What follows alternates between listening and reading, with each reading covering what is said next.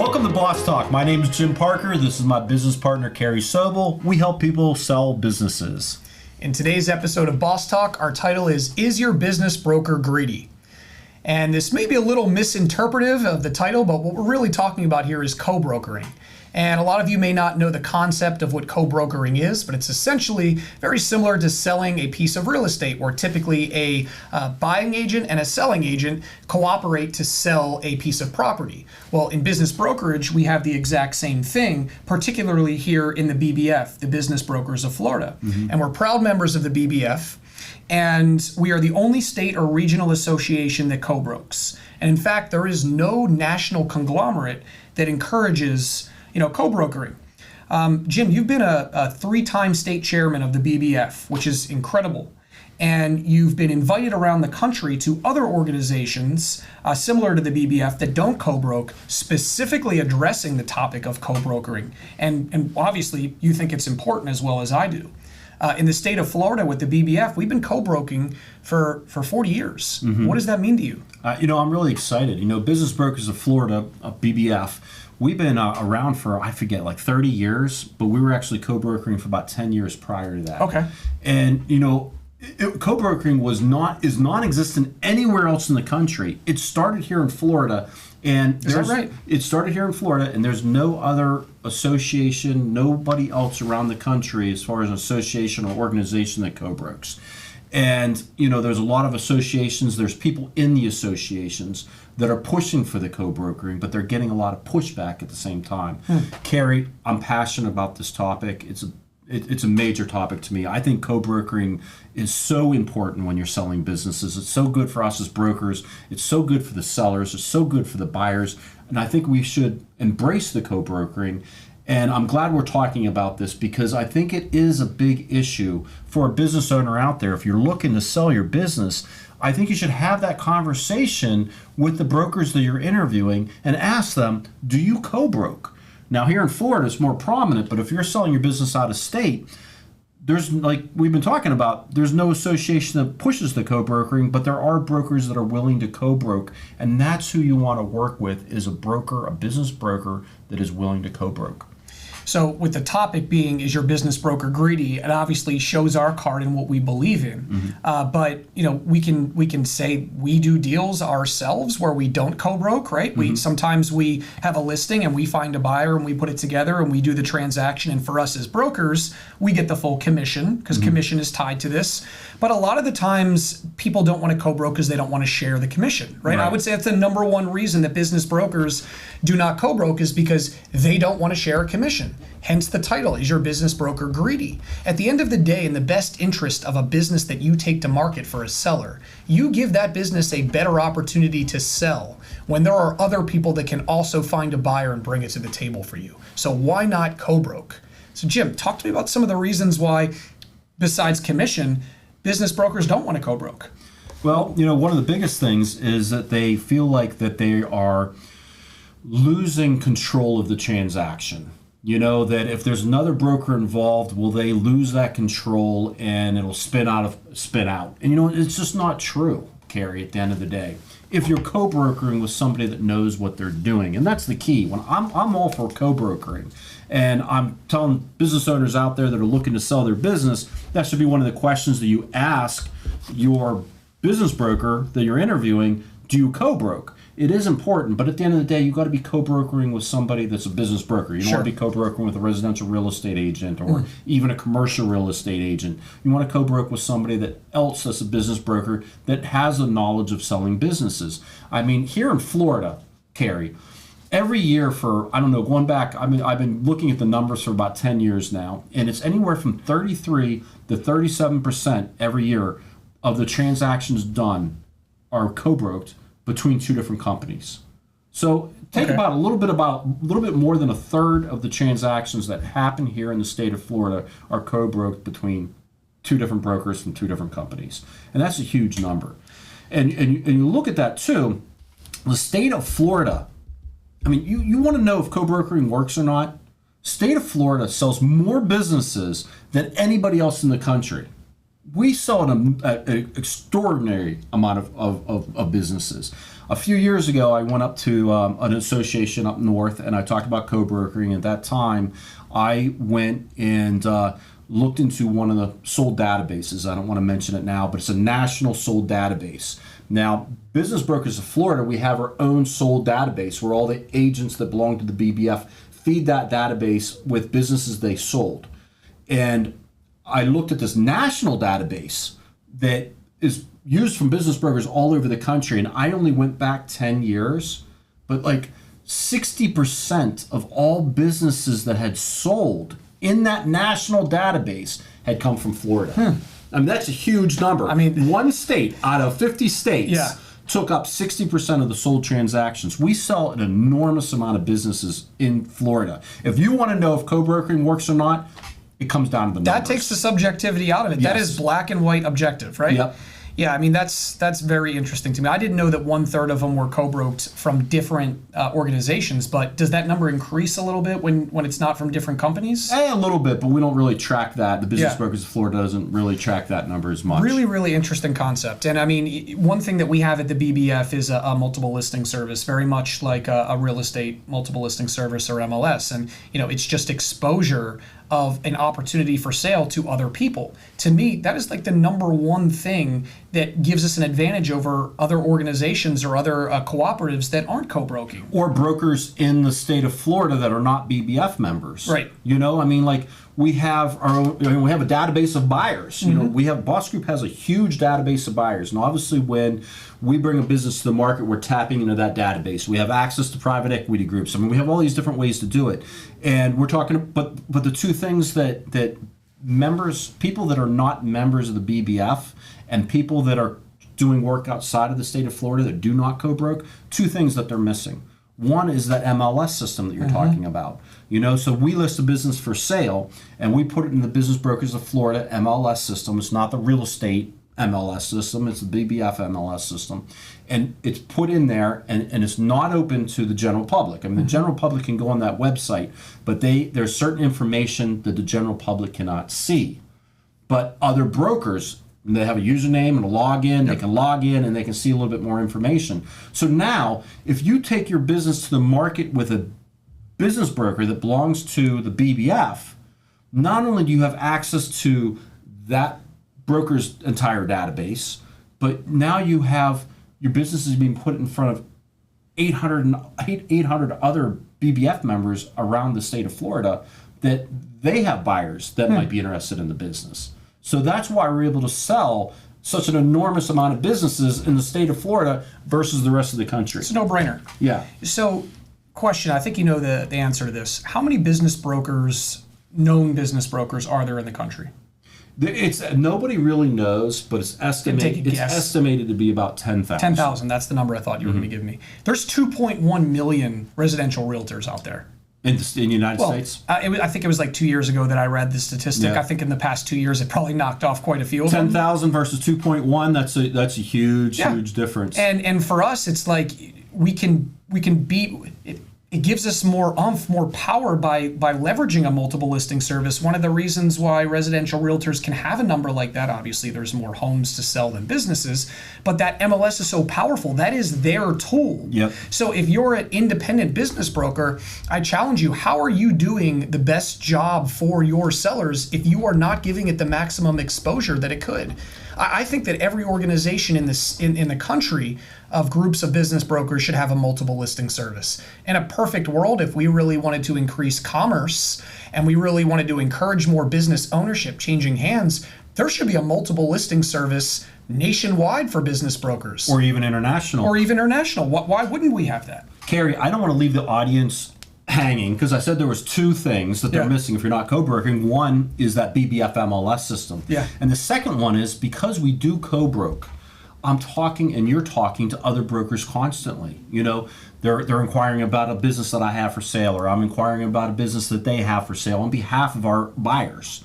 And in that normal course of conversation, you're like, hey, I just want to let you know, in 2 weeks, I'm going to be bringing X business to the market. It's a great business, blah, blah, blah, blah, blah. And you'd be surprised how many deals get done just by having that day-to-day conversation or interaction with other business brokers. You think back to like business transactions like this happening 20, 30 years ago before technology. The independent business broker gets a business listed for sale, starts knocking on doors and trying to find buyers.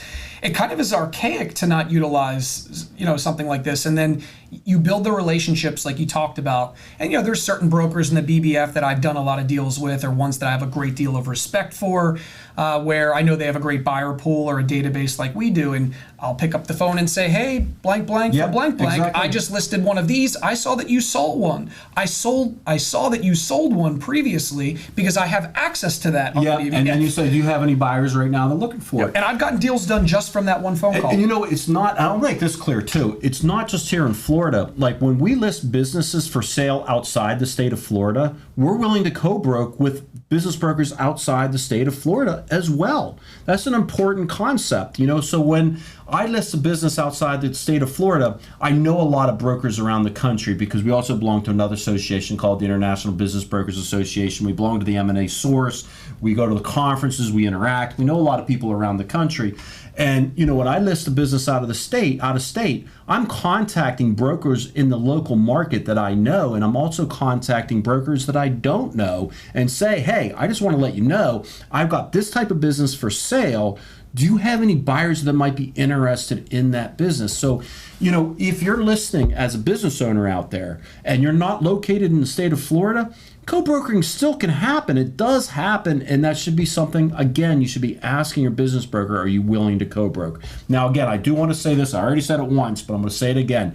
The co-brokering only works when you're dealing with another broker that knows how to sell businesses. So that's the only time we co-broke. Now, I'm willing to pay a commercial real estate agent or residential real estate a referral fee if they bring somebody to the table. But to actually do a co-brokering situation where we're splitting a commission and we're working together to get the deal done, that other party needs to know what they're doing. Without a question. And when we were talking about some of the reasons that people don't want to co-broke, that's a perfect example, because if you're working with a residential realtor that's trying to buy a business for one of their clients or sell one of their clients' businesses of a home that they sold previously, they will not really contribute a lot to the transaction, right? They'll make the connection and then we'll do the majority of the work. Yeah. Right? So one reason that somebody would not want to co-broke is because one end may do all of the work, which is, to your point, we want to co-broke with brokers that are good. Yeah, yeah. Or brokers that are primarily focused on selling businesses versus real estate. Right. And that's one of the things that brokers that don't want to co-broke say is, well, I'm going to end up doing all the work. Mm-hmm. They have not co-broked enough to understand that's not really true. I mean, you're splitting your commission, yes, but you're also doing is you're splitting the workload. Mm-hmm. So that other broker's picking up a portion of that workload. That's why they're getting part of the commission, is because they're picking up part of that workload. And the rules of how you're going to co-broke together should be established up front when you're putting the transaction together. What's expected of you, what's expected of me, and with the BBF, it's kind of laid out in our bylaws. Yep. It's laid out in our rules and regulations, in the culture of the BBF. So, when you're co-brokering outside the state of Florida, you just got to make sure that the broker on the other side of the table knows, hey, this is what, I expect you to do as, if I'm the listing agent, this is what I expect you to be doing on your end for you to get your commission. It's not one party sitting back. But I think that's one of the reasons why there's pushback is I'm going to end up doing all the work and I'm just giving up the commission. And it's honestly a kind of viable excuse, right? But when you have an organization with incredible brokers like we have in the BBF, people that are in the state of Florida that don't belong, it just doesn't make sense to me. Mm-hmm. And, I have a particular buyer who is a friend of mine, and he's asking me to help him find a business. And he's looking for a particular industry to buy a business in. And the first thing that I did is I went on the MLS. I looked for that particular business in that sector. Wasn't available for sale. Called up 3, 4, 5 brokers that I know that have sold that type of business before. And I said, do you have anything coming to market? And they said no.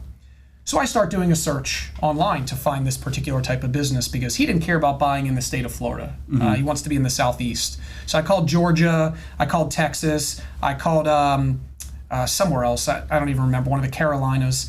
And I'm just finding different businesses listed for sale on BizBuySell or unique sites. Businesses for sale, BizQuest, there's hundreds of them. And I'm calling these brokers and I'm saying, hey, I'm working with a buyer and I see that you have a listing that he might be interested in. No response.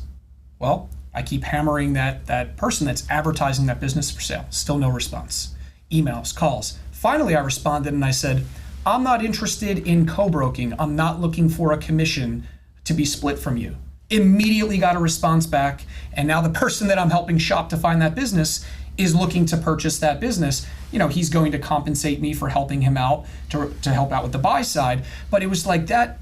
I had to literally say, I'm not trying to take $1 out of your pocket to bring you a viable, qualified candidate to buy the business. That's a problem. It's so short-sighted. This is not really for a business owner, but this is for the business brokers. If you're a business broker out there, listening to this, it's short-sighted to be, all the money, and I don't want to give up any share. Because you know what, and we're going to get into that in a little bit, but part of that too is that, again, that other broker's picking up part of the work. Mm-hmm. So I would rather have a lot of eggs in my basket and be co-brokering with other brokers and have a lot of deals going on at one time, rather than having one or two deals, where I'm like, it's an egg, and you're trying to get it across the finish line, and if for some reason, if it fell apart, you're done. Yeah. You know what I mean? I would rather be co-brokering, taking less on commission, but you know what? I'm giving up part of that time too, which allows me to work on other deals and get other deals done. So you can work in a higher volume that way. Yep. As a business broker, if you're willing to co-broker. You're meeting more people, you're touching more candidates on the buy side, you have the capacity to handle more listings on the sell side. It's just a win-win. And we have a lot of reasons that we want to list to co-broke that we believe, but we wrote down some reasons, viable reasons that business brokers could not co-broke or would not want to co-broke. And I don't think they're viable, but yeah, I know what you mean. Sure. So one was risk confidentiality. That's huge. I mean, that's one that brokers keep mentioning over and over again. I mean, obviously, when we're selling businesses, you don't want anybody to know that your business is for sale. You don't want employees to know, customers, clients, vendors, suppliers, general public. Anybody. You don't want anybody to know this is for sale. And our job as a business broker is to protect that confidentiality when you're selling. So nobody knows that business is for sale. So a lot of brokers that don't co-broke are worried that, well, now I'm risking the chance that people are going to know that business is for sale. No, not if you're working on the other side of the table with a business broker that knows how the process works. They understand the importance of confidentiality. Not only do they understand the importance of confidentiality, but they are drilling it through the buyers that they're working with as well. And obviously, you're not disclosing anything. Even if I'm co-brokering with somebody that's not a BBF member, there's just enough information out there for them to know what business that is for sale, just enough information for them and their buyer to maybe get excited to learn more about the business, but no way, shape, or fashion do they know which business that it is for sale. So you have the other broker's buyer sign a confidentiality agreement. Again, the other broker, you got to vet the other broker. Make sure the broker is a seasoned, experienced business broker. I think that's what it comes down to. They understand the confidentiality issues, that they're going to explain those confidentiality agreements to the buyer, and the buyer is going to be signing the confidentiality agreement before they get any information, including the name of the business that's for sale. So you can take out that whole confidentiality situation. Well, and also one of the other items we wrote was reputation risk, which I think is directly aligned with that, right? If you are co-broking and you are working with another broker that does this for a living, this is what they practice, maybe they are a BBF member and are governed by bylaws for confidentiality and ethics, right? Your reputation risks kind of go away because you're not just going to pick up and co-broke with somebody that you don't know or start to build a relationship with, right? Mm-hmm.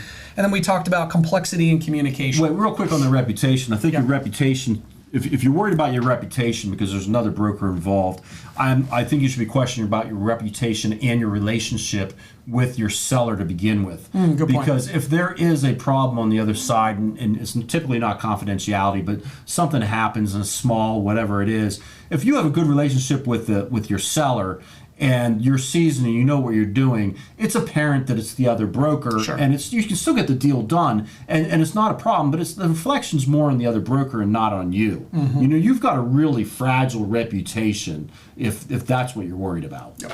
So And then there's mistrust or distrust, like maybe you don't trust the person, but again, it's about building that relationship. We talked in another episode about relationships. So in a perfect world, we could transact all across the country with people that want to co-broke, and you build those relationships, you build that trust, and now you have another center of influence in an area across the country without locality.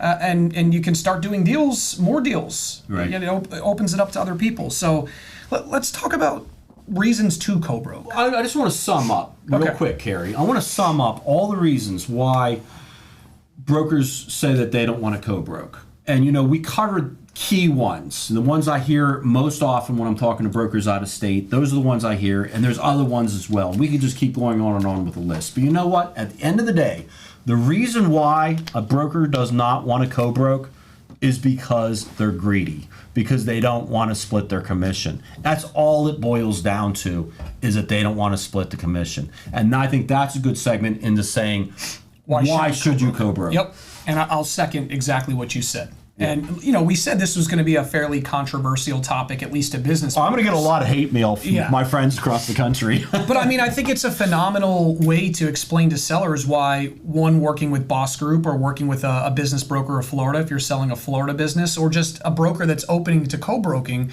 why you should ask your broker if they're willing to do that, because it's better for you. It's better for you as a business owner if your business broker will co-broke to help potentially sell your business faster, better to a larger audience. And I think that's probably the number one key component in why co-brokering is good as a business owner, is because you're not just hiring that broker, but and their contacts and getting buyers from their marketing and advertising, but now you're opening up to other brokers and their contacts and their database of buyers, and the whole objective is to bring as many buyers as you possibly can to the table. And the more buyers you have at the table, the better chance of you not only selling your business, but the better chance you're going to be able to maximize your sales price, the better chance you're going to get better terms for the business, better chances that you're going to be able to get that buyer that's the best fit to carry on your legacy.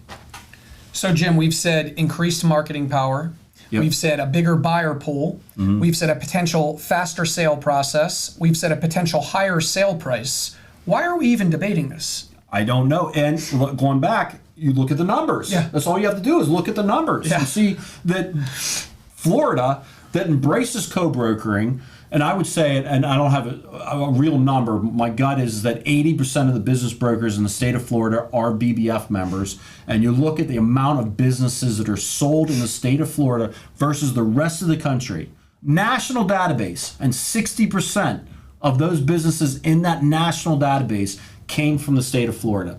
That shows how great co-brokering is. Well, I also think for business brokers themselves, can't you make more money? Absolutely. By just doing more deals? Absolutely. And we're not saying we don't do our own deals. We're not saying there are deals where we don't co-broke, right? I mean, I would rather sell a business where I can sell it to a buyer that I've procured and a seller that I have their listing, because I'm going to make more money. But I am not going to restrict the opportunity for a business that I have listed for sale to sell faster and better by not co-broking. So, and Carey, I got to tell you another thing about co-broking. I had a business for sale, and it was probably about 4 years ago, and this happens all the time, but this one stands out the most in my head for multiple reasons. But I had a business for sale, and it was for selling for a few $1 million, and I had a buyer that called me up the day after it went under contract, called me up and goes, "Hey, I'm interested in a blah, blah, blah business you have for sale." I didn't know the name of it,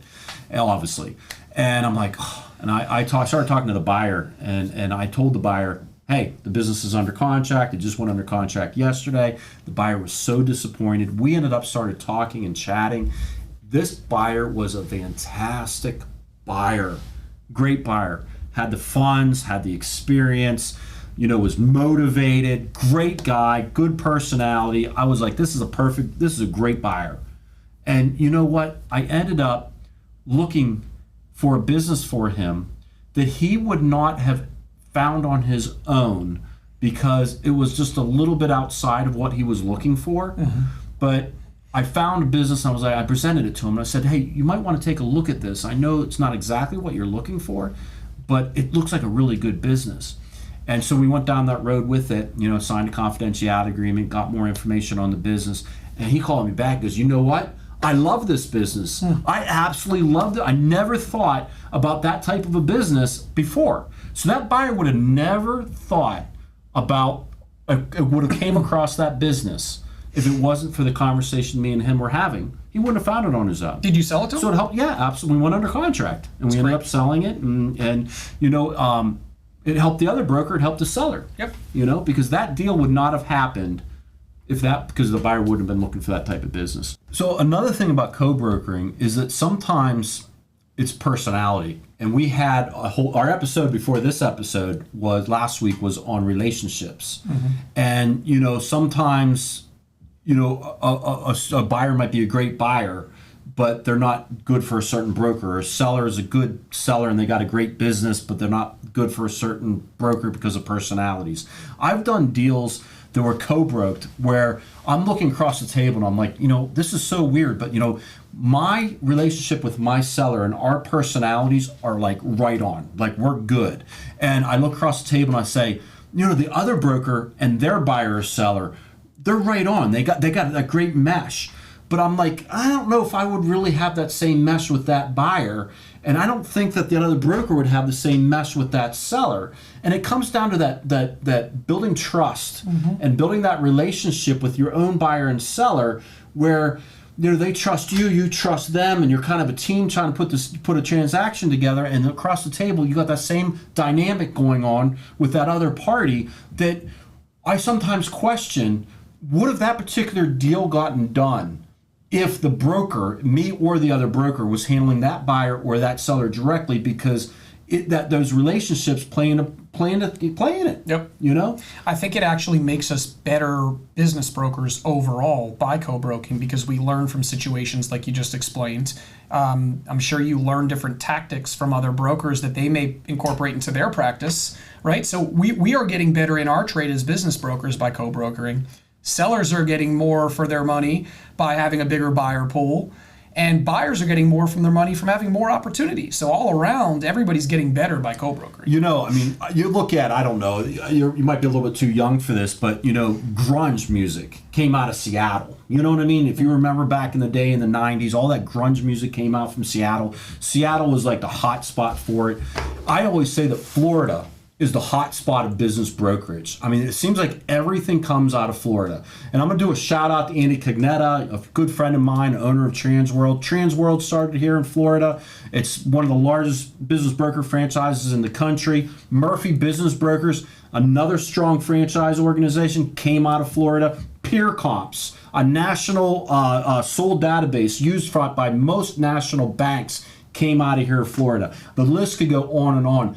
A lot of ideas, a lot of concepts, a lot of businesses start in Florida. Florida's a hotbed for business brokerage like grunge music was for Seattle, and there's a reason for it. It's because of the co-brokering. And I want to build on what you say. When you're co-brokering, you do get better because you're seeing what the other broker's doing. They're seeing what you're doing. You're like, oh, I like how they do this. Oh, I like how they do that. And you incorporate it in your practice. Yeah. And I'm sure they're doing the same thing with me. And I also look at it and go, oh, I don't like how they do that. I don't like how they do that. I'm going to make sure that I don't do this, And it's that thing where you're seeing inside of what you would typically say is your competition, and you're kind of seeing how they're doing it, and it makes you better. It makes us all better. Yeah. And at the end of the day, that's what you want. I want the whole, I'm passionate about this, Carey. It's not just about making myself better as a business broker. It's not about just making Boss Group better as a company. I like seeing the industry grow, and the whole industry, all of us business brokers out there, getting better and better. And co-brokering is the key for it. Yeah, that's part of the key. That's one of the big things. Let's talk about some of the keys to co-broking, right? Why? How do you get a successful transaction done cooperating with another broker? There's some do's and don'ts.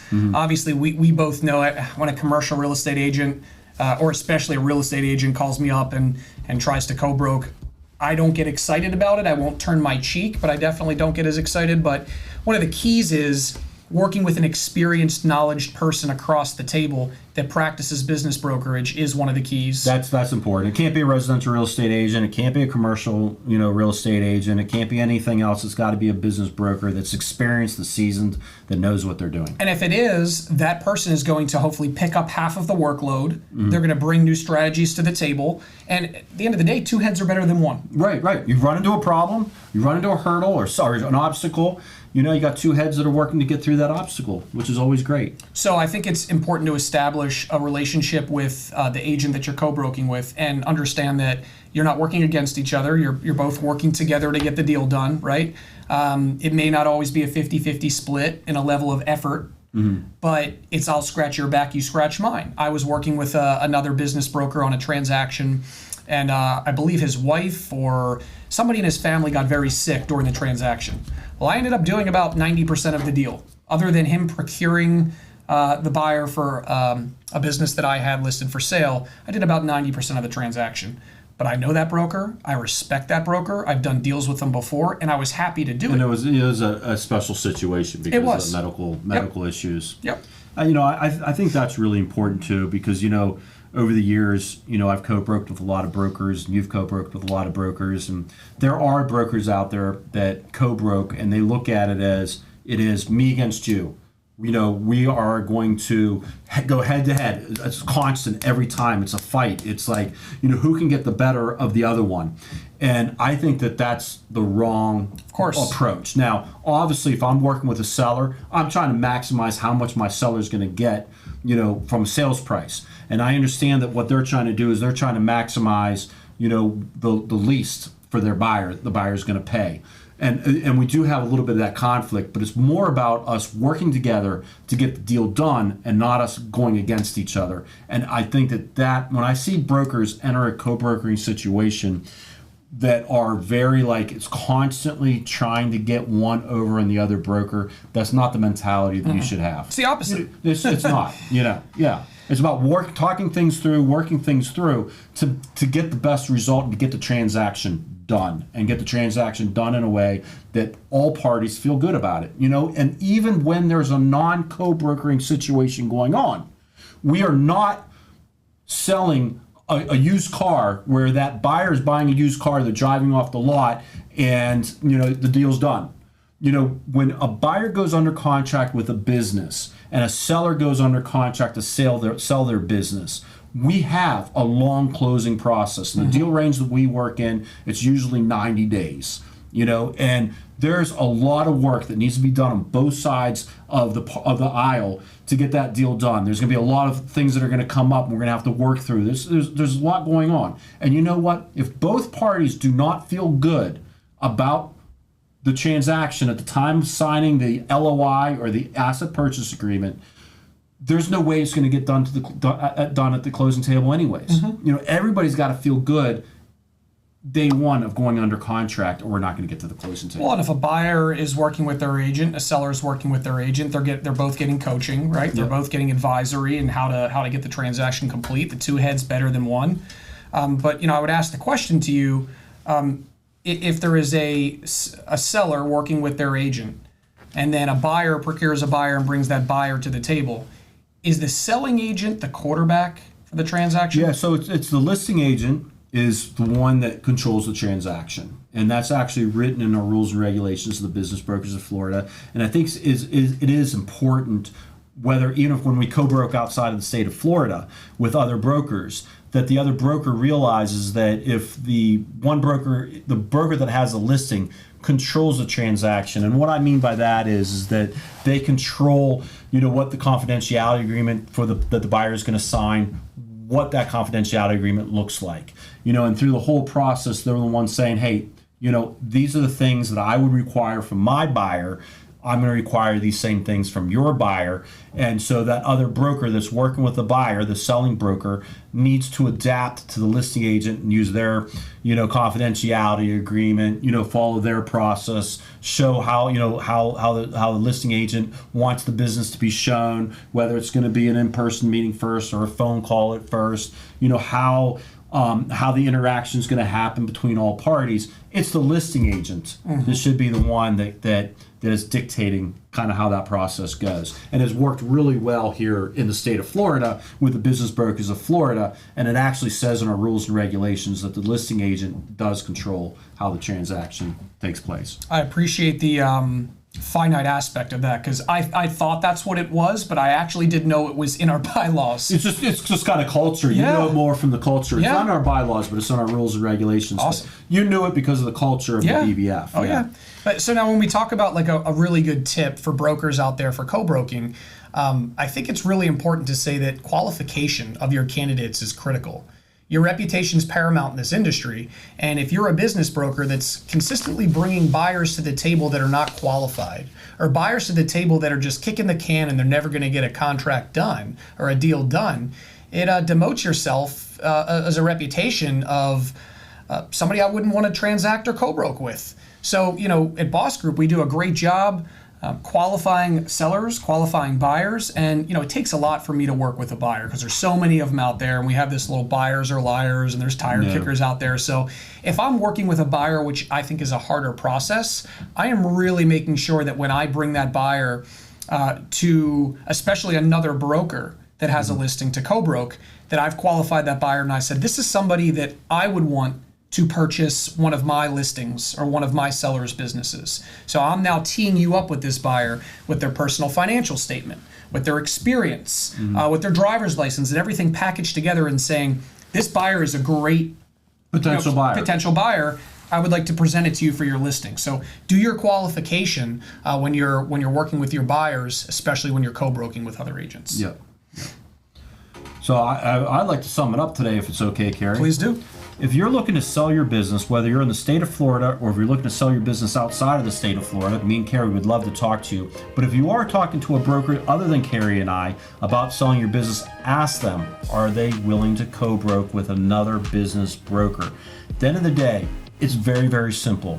If you want to maximize what you're going to be selling your business for, you're trying to get the best terms that you possibly can on that business, and you're trying to find the perfect buyer, the most likely the best possible buyer, it all comes down to one thing: getting as large of a buyer pool as you possibly can with their eyes on your business.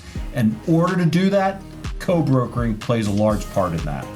Absolutely. Thank you so much for tuning into this episode of Boss Talk.